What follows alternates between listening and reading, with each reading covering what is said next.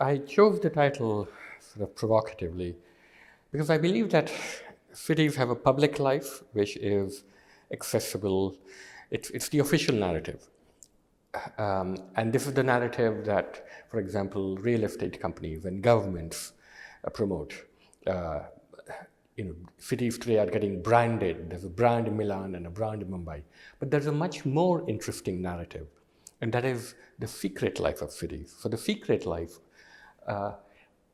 are the lives of the people in the city that are not often documented in the official stories, of migrants, of the poor, of women, of outsiders.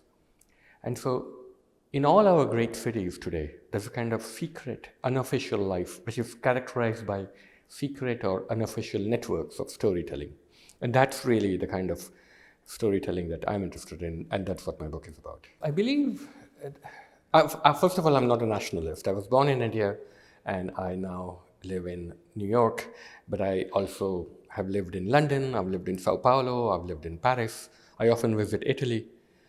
And there's a growing number of people like me. Today, there's 250 million people who are migrants. And altogether, we would form a nation bigger than Indonesia. We would be the fourth largest country in the world. So many of these people, they are people who don't belong to one country or one state or even one city. They belong to a neighborhood of a city, of a state, of a country. And they might go between two or more of these locals. So they're deeply vested in the local as opposed to the national. And I call them in my book interlocals. So there are people who might live, for example, in a particular neighborhood in Milan, and they might also have a summer home in Spain or in Tunisia.